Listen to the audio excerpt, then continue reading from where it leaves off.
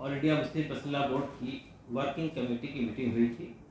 पहला रेजोल्यूशन जो है वो रीसेंट सुप्रीम कोर्ट जजमेंट पर है, जो एक तरह से शाहबानू का रिप्लिका है कि निकाह जो है, जो शादी होती है इस्लाम में, वो शादी एक बहुत ही पवित्र बंधन होता है कि जिन मज़ाहिब में, जिन रिलीजन में तलाक का प्रोविज़न नहीं था, वहाँ भी तलाक के प्रोविज़न को इनकॉर्पोरेट किया गया है। हमने ये महसूस किया है कि हिंदुस्तान में हिंदुओं के लिए हिंदू कोड लॉ है, मुसलमानों के लिए शरीयत एप्लीकेशन एक्ट है। सुप्रीम कोर्ट के जजमेंट में ये बात कही गई है कि ये in the interest of women है। ये जो जजमेंट है वो औरतों के मफाद में या औरतों की भलाई के लिए है, इसलिए कि अगर कोई आदमी शादी के बाद या तलाक के बाद भी अगर उसे ज़िंदगी भर मेंटेनेंस देना है तो वो तलाक क्यों देगा। और हम ये महसूस करते हैं कि यूसीसी जो है न सिर्फ कॉन्स्टिट्यूशन की स्पिरिट के खिलाफ है, बल्कि जो रिलीजियस फ्रीडम हमको यहाँ हासिल है उसके खिलाफ भी है। हमने ये फैसला किया है कि उत्तराखंड का जो यूसीसी है हम इसको चैलेंज करेंगे और उसकी तैयारी हमारी लीगल कमेटी कर रही है। बहुत जल्द हम उसको चैलेंज करेंगे। तीसरी बात हमारे रेजोल्यूशन में औकाफ से मुताल्लिक़ है। आप जानते हैं कि हमारे देश में जो इंडाउमेंट है, मुस्लिम इंडाउमेंट है, वो उसके लिए पार्टीशन से पहले ही एक कानून मंजूर हो गया था और पार्टीशन के बाद उसमें बहुत सारे अमेंडमेंट हुए हैं और फाइनली 2013 में जो अमेंडमेंट हुआ और कानून मंजूर हुआ वो आज वक्फ एक्ट 2013 कहलाता है। वक्फ एक्ट जो है वो जितने ऐसे इंडाउमेंट है जो बहुत सारे बुजुर्गों ने हमारे ऐसी लैंड या कोई भी चीज़, चाहे वो मस्जिद हो, कब्रिस्तान हो, ग्रेवयार्ड हो या और कोई चैरिटी के लिए किए गए जो काम है, स्पेशली स्पेसिफिक तौर पर कुछ खास चैरिटी के लिए लोगों ने ऐसे इंडाउमेंट बनाए हैं। जैसे इसमें वक्फ बोर्ड है, वक्फ सर्वे है, वक्फ ट्राइब्यूनल है। इनके जो फंक्शंस हैं उसको हम चाहते हैं कि उसको रेस्टोर किया जाए। और आप जानते हैं कि सुप्रीम कोर्ट ने अपने फैसले में बहुत साफ तौर पे कहा था कि बाबरी मस्जिद किसी मंदिर को तोड़ के नहीं बनाई गई, लेकिन अब हमने ये सोचा था कि अब ये वर्शिप प्लेसेस एक्ट आने के बाद अब कोई नया डिस्प्यूट नहीं पैदा हो। लेकिन हम ये महसूस कर रहे हैं कि इसके बावजूद भी जो मॉब लिंचिंग के वाक़यात थे वो कम नहीं हो रहे, ख़त्म नहीं हो रहे और कई अभी तक की 11-12 प्लेसेस के ऊपर में पार्लियामेंट का रिजल्ट आने के बाद 11-12 प्लेसेस के ऊपर में मॉब लिंचिंग के वाक़यात हो रहे हैं। हमारे देश की छवि बहुत बुरी तरह मुतासर हो रही है। तो मॉब लिंचिंग के इस एक्ट को स्टेट गवर्नमेंट जहाँ ये काम हो रहा है और सेंट्रल गवर्नमेंट उसको बहुत सख्ती से रोकना चाहिए और उनके खिलाफ जितने लोग कल्प्रिट्स हैं इसके अंदर उनके खिलाफ सख्त कार्रवाई होनी चाहिए, एग्जेम्पलरी पनिशमेंट देना चाहिए ताकि ये चीज़ कहीं और रिपीट ना हो पाए। फिर हम ये बात कहते हैं कि हाँ, हम एक बहुत बड़ा इशू इंटरनेशनल लेवल पे खड़ा हुआ है, वो इशू है फ़लस्तीन का इशू। फ़लस्तीन के इशू पे हमारे बोर्ड का स्टैंड, हमारे कंट्री का स्टैंड है बहुत पहले से बहुत क्लियर है। हैप्पी मैरिज में तो डिवोर्स नहीं होती है। जब दोनों एक साथ रहने के लिए तैयार ही नहीं होते, लड़ाई झगड़े होने लगते हैं और बहुत मिसअंडरस्टैंडिंग्स बढ़ जाती है, तभी तो जाकर के तलाक होती है ना। तो ऐसी कंडीशन को प्रोलॉन्ग करना किसके इंटरेस्ट में? ना तो आप समझते हैं कि जो है उसमें आप लोग ये भूल जाते हैं कि बच्चे का मेंटेनेंस, एक बच्चा हो, 2 बच्चे हों, 4 बच्चे हों, जितने भी बच्चे हों, उनका मेंटेनेंस जो है वो तो फादर को ही प्रोवाइड करना है। अकेली एक औरत का मसला होता है और उस अकेली एक औरत को 2 भाई मिलके, 3 भाई मिलके भी संभाल नहीं सकते। तो मेरी समझ में नहीं आता कि हमारे समाज में मानवता बची है कि नहीं। मैं एक सवाल आपसे ये भी पूछना चाहती हूँ कि जिस आदमी से हमारे मैट्रिमोनियल रिलेशंस खत्म हो गए हैं उससे एलिमनी लेना कैसा है? ये औरत की इज्जत के खिलाफ है। एक औरत होते हुए मैं ही नहीं समझती कि जिस आदमी ने मुझे डिवोर्स दे दिया उससे मैं भीख मांगूं।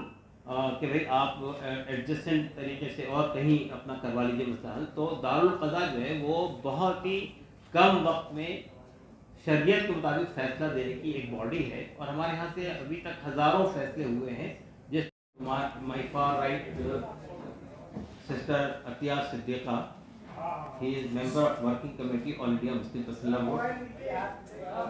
She is from Aurangabad, Maharashtra. To my right is Maulana Fazlur Rahim Mujaddidi. He is respected General Secretary of All India Muslim Personal Law Board. He belongs to Jaipur, Rajasthan. To my left, Maulana Ahmad Faisal Rahmani, who is again Secretary of All India Muslim Personal Law Board and also Amir Shariat of Imarat Sharia Bihar and Odisha. To my extreme left, Sister Professor Munsa Bushra Abidi. She is also member of Working Committee of India Muslim Personal Law Board. Before we start, I asked Maulana Fazlur Rahim Mujahid Sahab, he will speak in the beginning. Maulana Fazlur Rahim Mujahid Sahab board के general secretary हैं, वो आपसे start करें।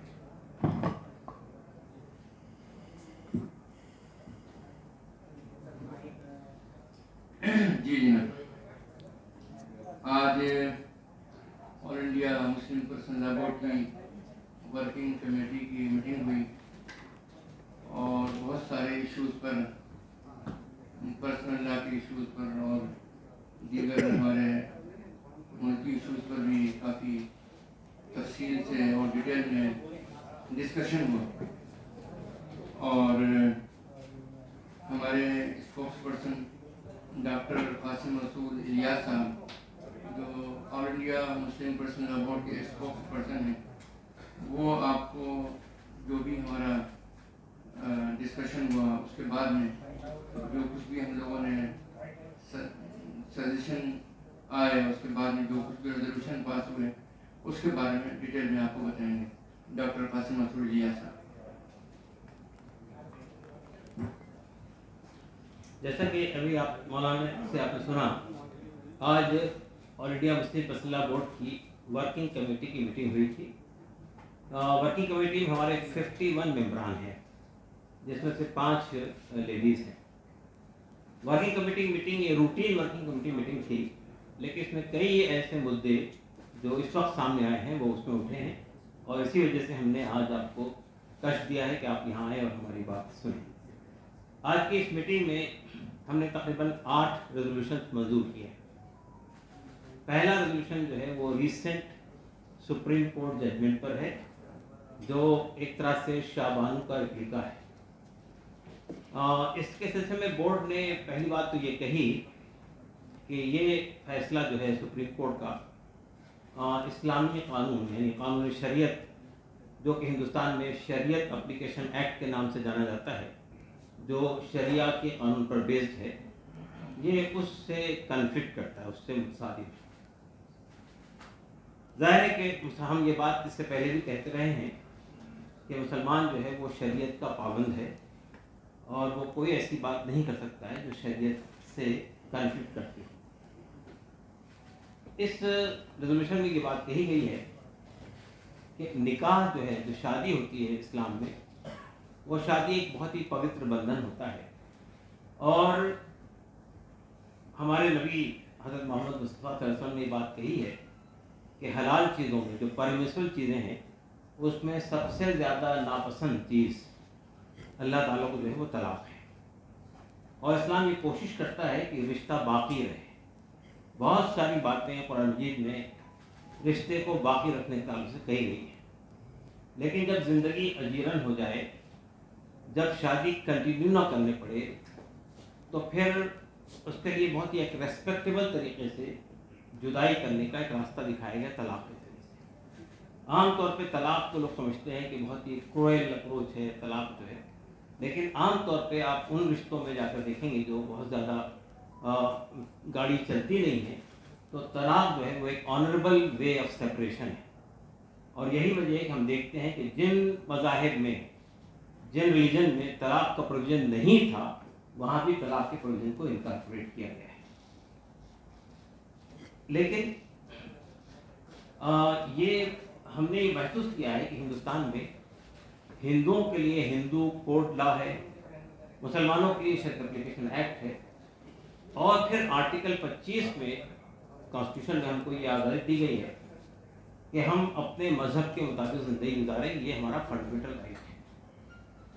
Supreme court के judgement में ये बात कही गई है कि ये in the interest of women है। ये जो जजमेंट है वो औरतों के मफाद में या औरतों की भलाई के लिए है। हमारा मानना ये है कि अगर आप रिश्तों पे, शादी ब्याह के मामला पे अगर गौर करेंगे तो आप महसूस करेंगे ये in the interest of human नहीं है, बल्कि हम महसूस करते हैं कि औरतों के लिए ये एक मुसीबत बन जाएगा फैसला। इसलिए कि अगर कोई आदमी शादी के बाद, तलाक के बाद भी अगर उसे ज़िंदगी भर मेंटेनेंस देना है तो वो तलाक क्यों देगा?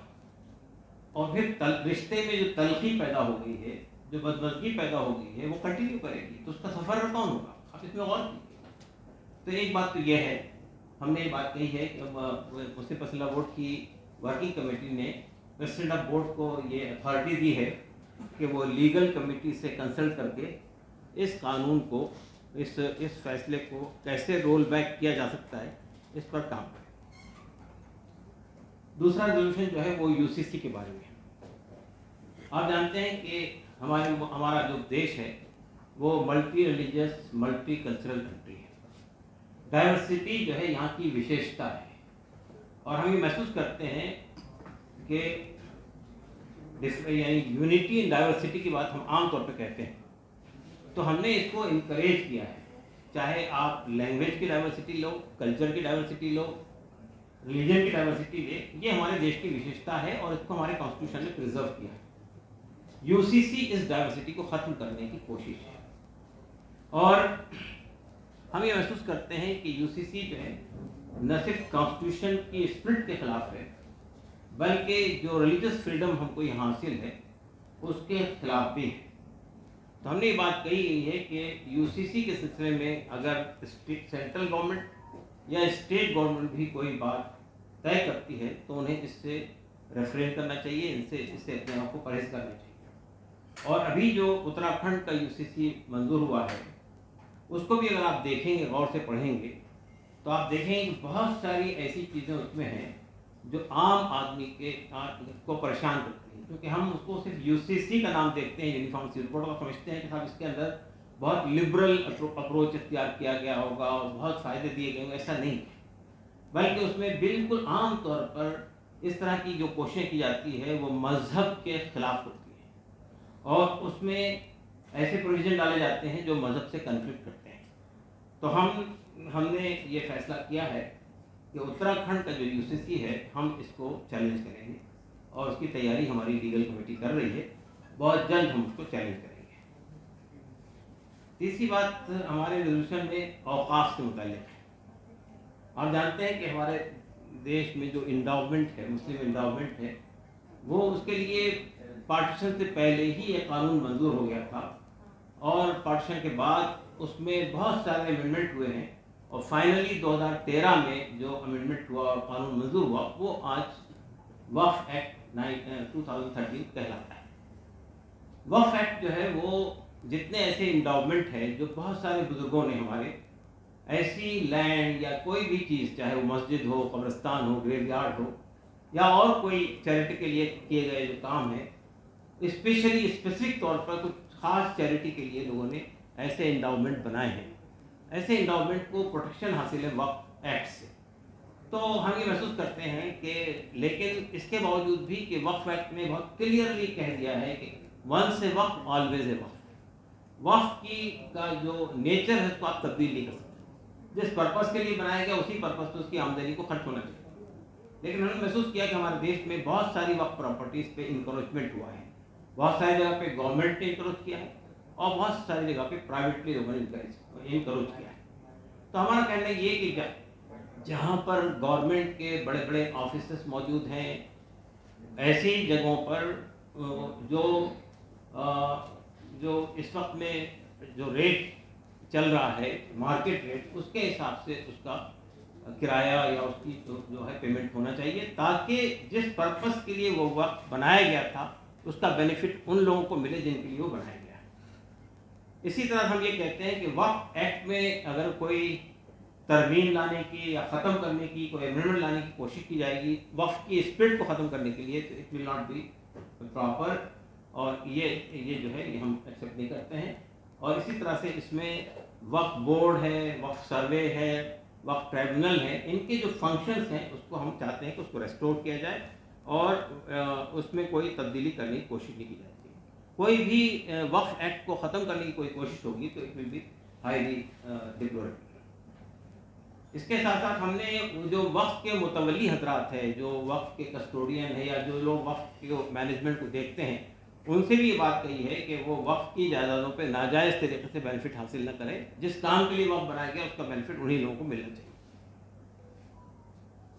आप जानते हैं कि हमारे देश में बाबरी मस्जिद से पहले 1991 में, बाबरी मस्जिद के रिवॉल्यूशन से पहले एक कानून बना था, वर्शिप प्लेसेस एक्ट 1991 के नाम से, और लोगों ने ये कहा था कि बाबरी मस्जिद will be the last dispute in India on religious place. ये हम महसूस कर रहे थे कि यही बात कही गई थी पार्लियामेंट में कानून बनाते वक्त में, वर्शिप प्लेसेस एक्ट आने के बाद अब कोई नया डिस्प्यूट वर्शिप प्लेसेस के बारे में अब नहीं पैदा होगा। हमने चैन की सांस ली थी, ठीक है। बाबरी मस्जिद का जो फैसला था, हम समझते हैं कि फैसला सुप्रीम कोर्ट ने जो दिया है उस फैसले को हमने एक्सेप्ट नहीं किया। ये बात सही है कि सुप्रीम कोर्ट जो है लास्ट रिसोर्ट है, उसके बाद वहाँ से जो फैसला हो जाएगा वो फाइनल फैसला होगा। लेकिन आप जानते हैं कि सुप्रीम कोर्ट ने अपने फैसले में बहुत साफ तौर पे कहा था कि बाबरी मस्जिद किसी मंदिर को तोड़ के नहीं बनाई गई। बाबरी मस्जिद जब वहाँ पे यानी जो मंदिर के जो काम आसार मिले वो 400 साल पहले के हैं। मंदिर में जो मूर्तियाँ रखी गई वो गलत था, असंवैधानिक था, मस्जिद का डिमोलिशन असंवैधानिक था। ये सब बातें कहने के बाद फैसला हमारे खिलाफ गया है। ये बात अभी तक हमारे समझ में नहीं आ रही है कि जो क्लेम था कि ये मंदिर किसी मस्जिद को तोड़ के बनाई गई, कोर्ट ने उसको डिमोलिश कर दिया। ये क्लेम था कि मूर्तियाँ प्रकट हुई, कोर्ट ने उसको डिमोलिश कर दिया। फिर कोर्ट ने जो है बाबरी मस्जिद की शहादत को, डिमोलिशन को गलत करार दिया गया, असंवैधानिक करार दिया गया, शेमफुल एक्ट करार दिया गया। उसके बाद भी वो ज़मीन उन लोगों को दे दी गई जो लोग उसके लिए रिस्पॉन्सिबल थे। लेकिन अब हमने ये सोचा था कि अब ये वर्शिप प्लेसेस एक्ट आने के बाद अब कोई नया डिस्प्यूट नहीं पैदा हो। लेकिन हमें ये बड़ा अफसोस होता है कि उसके बाद नए नए डिस्प्यूट खड़े हो रहे हैं। वाराणसी का ज्ञानवापी मस्जिद का डिस्प्यूट आपके सामने है। हम बार बार दुहाई दे रहे हैं सुप्रीम कोर्ट में कि वर्शिप प्लेसेस एक्ट के बुनियाद पर इसे इंटरटेन नहीं किया जाना चाहिए। लोअर कोर्ट के अंदर मथुरा की शाही ईदगाह का इशू आ रहा है, भोजशाला का इशू आ रहा है, और भी कई मस्जिदों के इशूज खड़े किए गए हैं।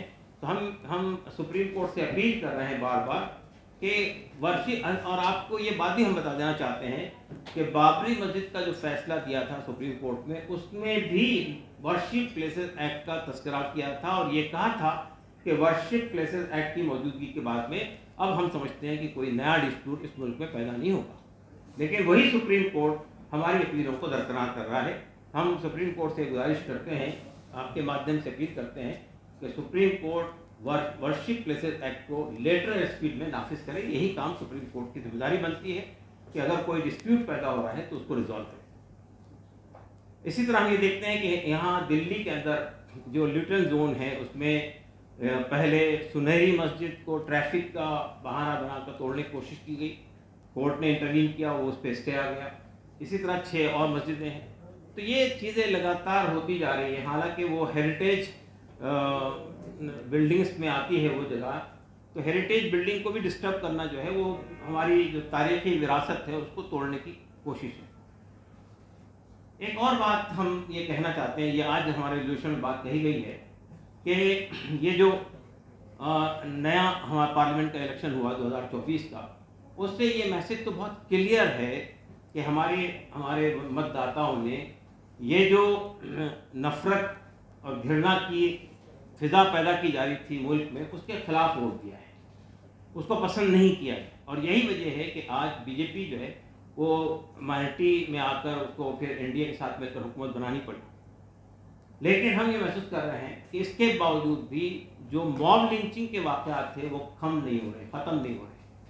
और कई अभी तक की 11-12 प्लेसेस के ऊपर में पार्लियामेंट का रिजल्ट आने के बाद 11-12 प्लेसेस के ऊपर में मॉब लिंचिंग के वाक़यात हुए।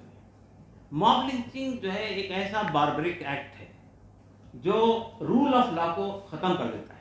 हमारे देश में कानून है, अगर किसी ने कोई गुनाह किया है, मान लीजिए किसी ने कोई गुनाह किया, तो उसकी सज़ा देने का इख्तियार आदमी को नहीं है, उसकी सज़ा देने का इख्तियार कोर्ट को है, उसकी सज़ा देने उसको उस पर कार्रवाई करने का इख्तियार पुलिस को है। लेकिन अगर हम मॉब लिंचिंग को इनकरेज करेंगे तो फिर ये मसला सिर्फ मुसलमानों तक महदूद नहीं रहेगा, और अब शुरू हो गया है।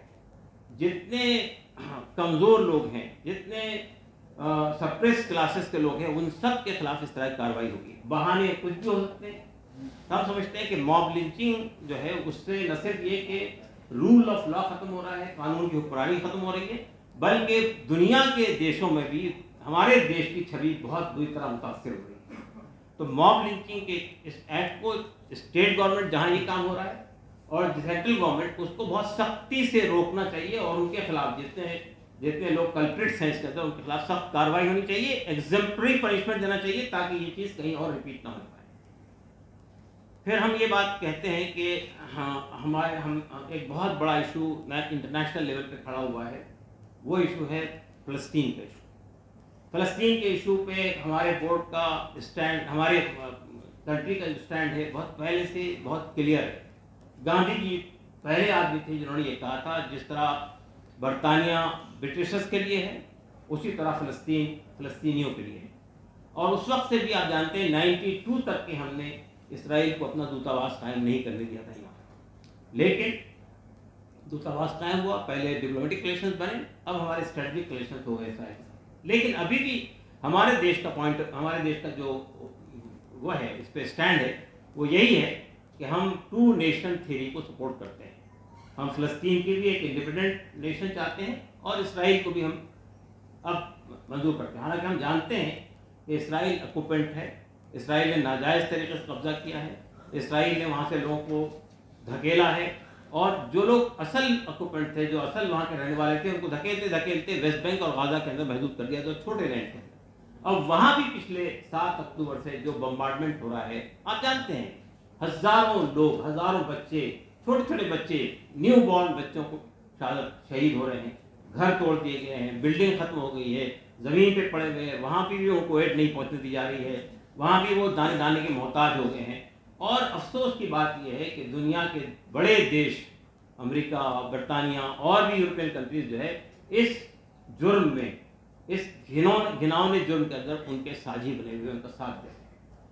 बोर्ड ने इस पर भी बहुत ही तशवीश का इजहार किया है, हाईली डिप्लोर किया है कि जो मुस्लिम कंट्रीज हैं उनका रवैया भी बहुत अच्छा नहीं है, वो भी इसकी घृणा नहीं कर रहे हैं, वो भी इसको रोकने की कोशिश नहीं कर रहे हैं। और फिर बोर्ड ने इस बात को बहुत ज़्यादा अप्रिशिएट किया है कि दुनिया के मुल्कों में, अमेरिका में, बरतानिया में, यूरोप में और ख़ुद भारत के अंदर हमारे छात्राओं ने और नौजवानों ने बड़ी मात्रा में यानी बाहर निकलकर जो है इसके खिलाफ प्रोटेस्ट किया है, फ़लस्तीनियों के साथ में सॉलिडारिटी शो की है। हम उनको अप्रिशिएट करते हैं। हम अपने देश से ये गुजारिश करते हैं कि हमारे जो स्ट्रेटजिक रिलेशंस हैं, हम जो उनको हथियार या दूसरी चीज़ें सप्लाई कर रहे हैं उसको फौरी बंद किया जाए। इसराइल से कहा जाए कि वो सीज़फायर करे, फौरी तौर पर गज़ा से वैकेट करे, वेस्ट बैंक में जो नाजायज़ कब्जे किए उससे वैकेट करे और यूनाइटेड नेशन के जितने रेजोल्यूशंस हैं उसको लेटर स्पीड पे माने और फौरी तौर पे सीज़फायर करें और हमारे देश को इसमें पेशरफ करनी चाहिए। जैसा कि हमने यूक्रेन और रशिया की जंग में इंटरवीन करके रोकने की कोशिश की थी, उसी तरह हमको आगे बढ़कर इसराइल को रोकने की कोशिश करनी चाहिए। और अगर इसराइल नहीं बात मानता है तो अपने डिप्लोमेटिक रिलेशंस के सिलसिले में हमको गौर करना चाहिए। यही आज के रेजोल्यूशंस थे, हमारे 6 बड़े रेजोल्यूशन थे जो हमने मंजूर किए हैं। अगर आपको इस पर कोई सवाल करना हो तो हमारे ये हमारी 2 बहनें यहाँ बैठी हुई हैं, आपके सवाल का हम जवाब देंगे। कासिम साहब, आपने कहा कि ये जो सुप्रीम कोर्ट का फैसला आया है ये महिला विरोधी है, इसको कैसे जस्टिफाई करेंगे? क्योंकि सुप्रीम कोर्ट ने ये कहा कि जो भी महिलाएं होती हैं उनका विवाद हो जाता है, तलाक हो जाती है, तो उनकी कम से कम गुजारे के लिए जो कमाती नहीं है, हाउस वाइफ होती है, तो उससे उनको फ़ायदा होगा। तो इसको आप कैसे कह सकते हैं कि ये महिला विरोधी है सुप्रीम कोर्ट का फैसला, जिसको आप लोग रिवर्ट कराने की कोशिश करेंगे? मैं चाहता हूँ कि हमारी महिला ही बहन ही जवाब दे इसका। मैं वो गुजारिश करता हूँ। नहीं, कोई बात नहीं, ये सवालात इधर उधर होते रहेंगे। असल में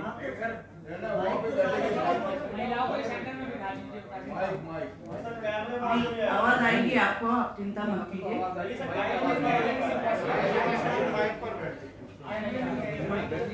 कोई बात नहीं, बार उठना पड़ेगा।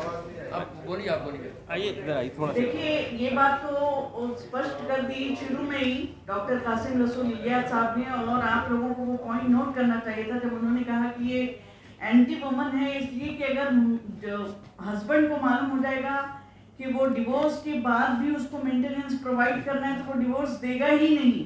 और वो ट्रबल्ड मैरिज जिसकी वजह से वो लोग जिनका जीना हराम हुआ पाए शादी के बाद, जो एक साथ मैनेज नहीं कर पा रहे हैं, उसी चक्कर में तो डिवोर्स होती है। डिवोर्स कोई हैप्पीली तो नहीं होती, हैप्पी मैरिज में तो डिवोर्स नहीं होती है। जब दोनों एक साथ रहने के लिए तैयार ही नहीं होते, लड़ाई झगड़े होने लगते हैं और बहुत मिसअंडरस्टैंडिंग्स बढ़ जाती है, तभी तो जाकर के तलाक होती है ना। तो ऐसी कंडीशन को प्रोलॉन्ग करना किसके इंटरेस्ट में? ना तो हस्बैंड के इंटरेस्ट में, ना तो वाइफ के इंटरेस्ट में है। और नेचुरली अगर कोर्ट कंपल्जन कर देगा कि आपको मेंटेनेंस देना ही है डिवोर्स के बाद भी, तो वो औरत जो है वो मैरिज के बंधन में बंधी रह जाएगी और वो दे कैंट मूव ऑन, और आगे वो बढ़ के नई जिंदगी नहीं शुरू कर सकेंगे। और ऐसी ट्रबल्ड मैरिजेस का कोई अच्छा नतीजा नहीं निकलता। तो ये बात समझना चाहिए हमको कि हम उसको सिर्फ एक साइड उसका देख रहे हैं और हम ये समझ रहे हैं कि वो औरतों के फेवर में है, लेकिन औरतों के लॉन्ग रन में देखा जाए तो वो औरतों के फेवर में नहीं है। दूसरी बात ये कि रहा मेंटेनेंस का मामला, तो हम ये मेंटेनेंस एक बात अच्छी तरह से समझ लीजिए कि maintenance right is only for divorce wife, not children. आप समझते हैं कि जो है उसमें आप लोग ये भूल जाते हैं कि बच्चे का मेंटेनेंस, एक बच्चा हो, 2 बच्चे हो, 4 बच्चे हो, जितने भी बच्चे हो, उनका मेंटेनेंस जो है वो तो फादर को ही प्रोवाइड करना है। अकेली एक औरत का मसला होता है और उस अकेली एक औरत को 2 भाई मिलके, 3 भाई मिलके भी संभाल नहीं सकते। तो मेरी समझ में नहीं आता कि हमारे समाज में मानवता बची है कि नहीं। मैं एक सवाल आपसे ये भी पूछना चाहती हूँ कि जिस आदमी से हमारे मैट्रिमोनियल रिलेशंस खत्म हो गए हैं, उससे एलिमनी लेना कैसा है? ये औरत की इज्जत के खिलाफ है। एक औरत होते हुए मैं ही नहीं समझती कि जिस आदमी ने मुझे डिवोर्स दे दिया उससे मैं भीख मांगूं। उससे अच्छा है कि मैं खुद कोई मेहनत करके कमाऊं या कुछ करूं, लेकिन ये कि वो डिवोर्स देने वाले आदमी से कोई एलिमनी लेना कोई इज्जत की बात नहीं होती है। औरत की इज्जत भी नहीं है इसमें, कोई सिक्योरिटी भी नहीं है इसमें, और ये जस्टिस भी नहीं है। अच्छा, मैं सवाल ये है, आप बताइए।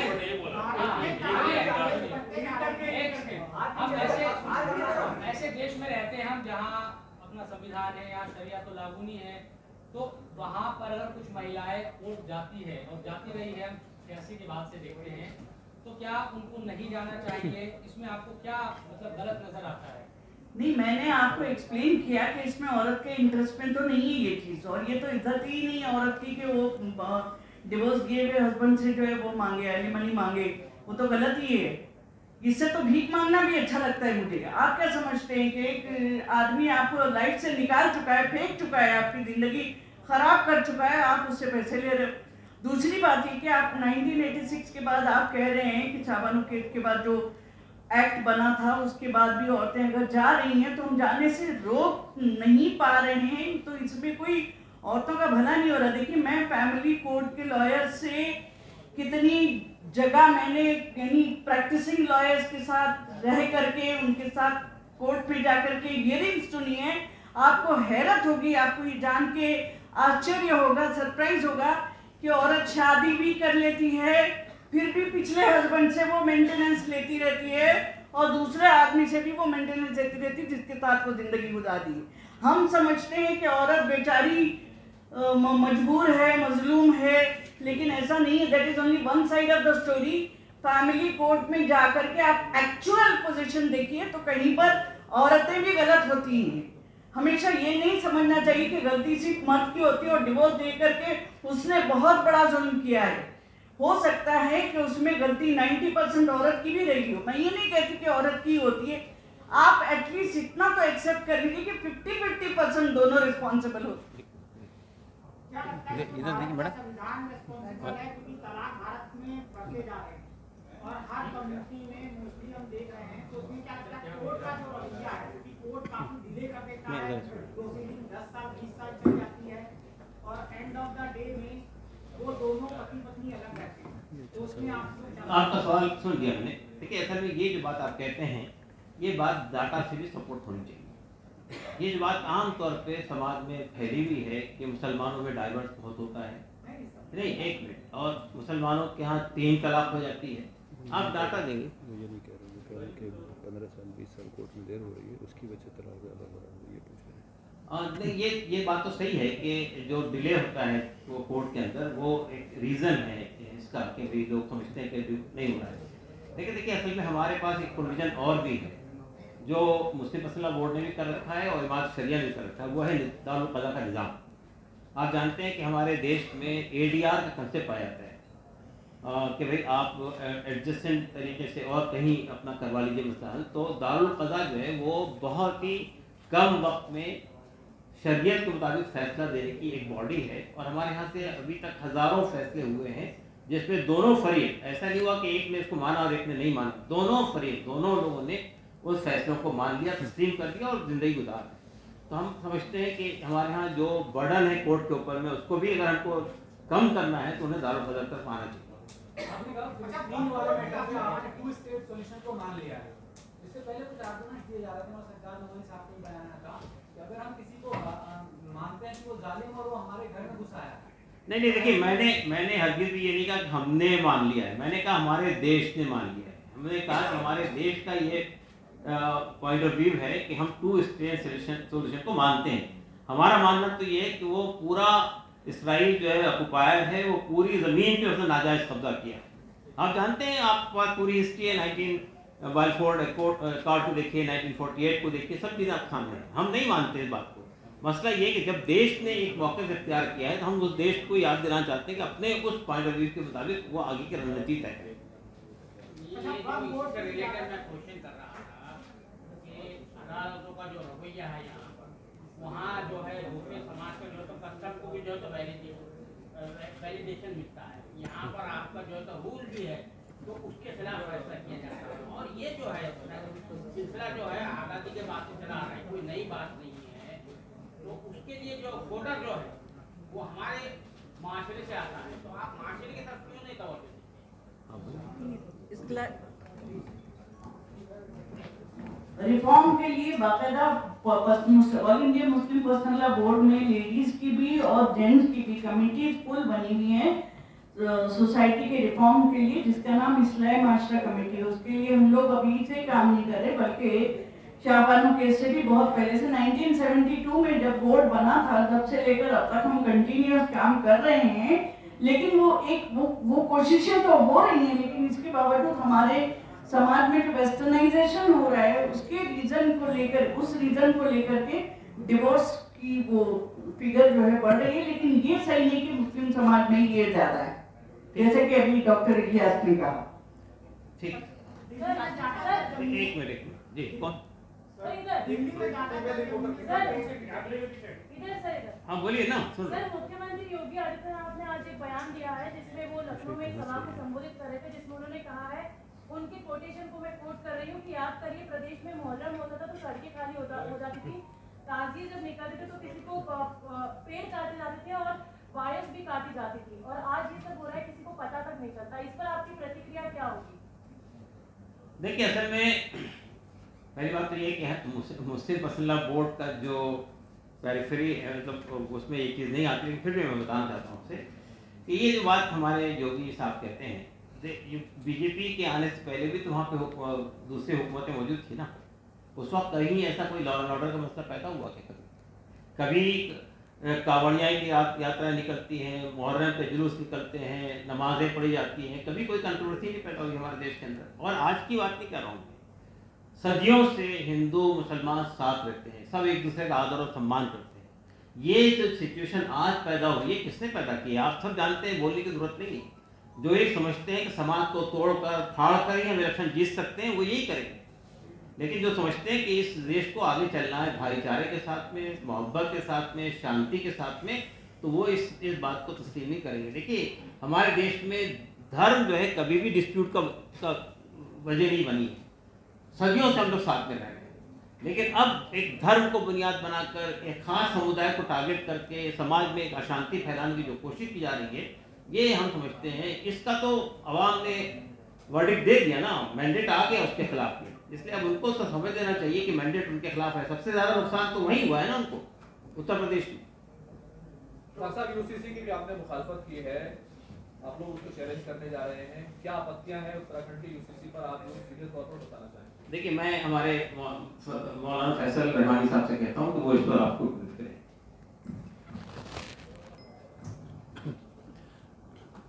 देखिए, जो उत्तराखंड का यूसीसी है उसको आप शुरू से पढ़ना शुरू करें तो आपको ऐसा महसूस होता है कि वो फैमिलीज़ को बनाने के लिए नहीं बनाया गया है, फैमिलीज़ को तोड़ने के लिए बनाया गया है। सबसे पहली आपत्ति उस पर ये है। उसमें जितने प्रोविजंस हैं वो सब ड्रकोनियन प्रोविजंस हैं, चाहे वो किसी भी एस्पेक्ट से आप उसको देख लें तो ऐसा नहीं लगता है कि इसको थोड़ा सा एक स्टेप पहले जाते हैं और देखते हैं कि कानून का काम क्या होता है।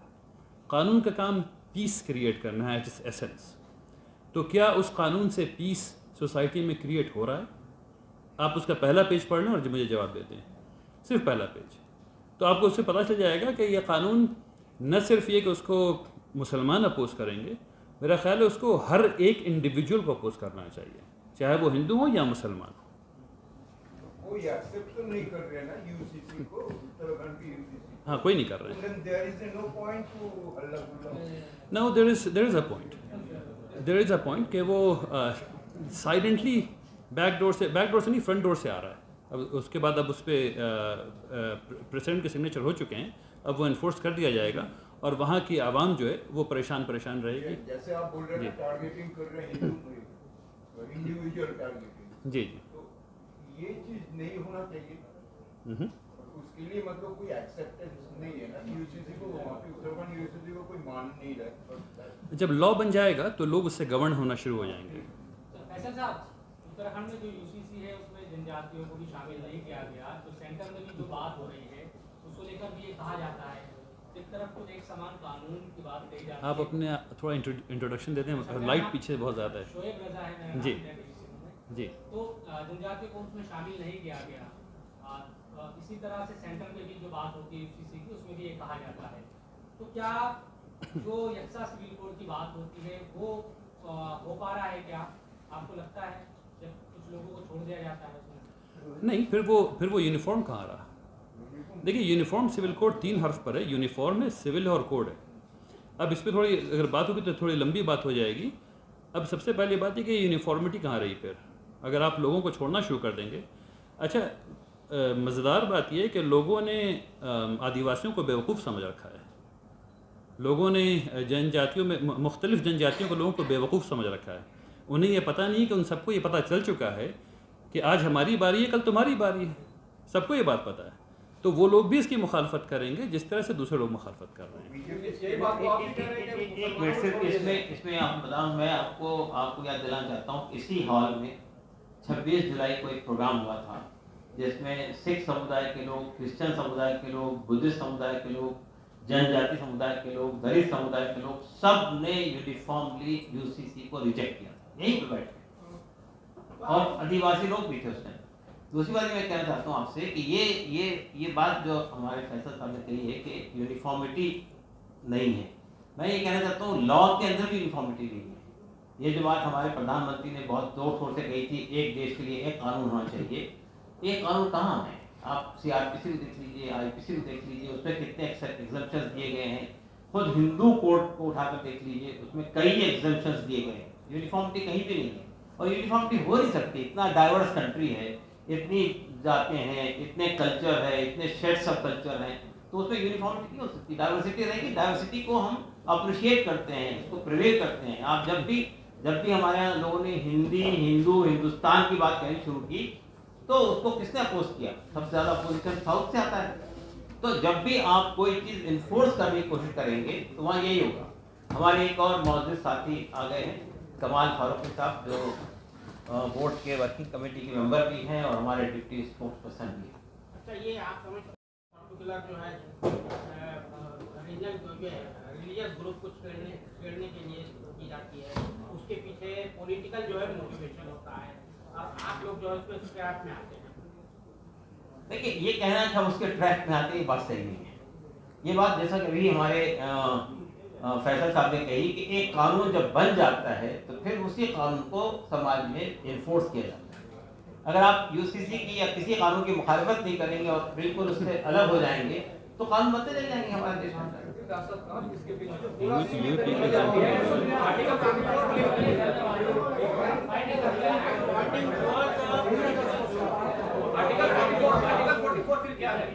देखिए आर्टिकल 44 डायरेक्टिव प्रिंसिपल में है, फंडामेंटल राइट नहीं है। फंडामेंटल देखिए हमेशा ये बात याद रखिएगा, fundamental right always prevail over directive principle. अब जब डायरेक्टिव प्रिंसिपल की बात करते हैं तो आपको सिर्फ आर्टिकल 44 याद आता है, आर्टिकल 48 याद नहीं आता है, आर्टिकल 36 याद नहीं आता है, जहाँ ये कहा गया कि देश के अंदर जो असमानता है वेल्थ के अंदर उसको ठीक किया जाएगा, वेजेस को ठीक किया जाएगा। ये सब बातें जो हमें जो आम आदमी से जिनका ताल्लुक है उन तो कोई बात होती नहीं, आर्टिकल 44 पर ही बात होती है। तो आर्टिकल 44 जो है वो उसके बारे में सिर्फ मैं ये कहना चाहता हूँ कि वो एक डायरेक्टिव प्रिंसिपल का पार्ट है, वो फंडामेंटल राइट है।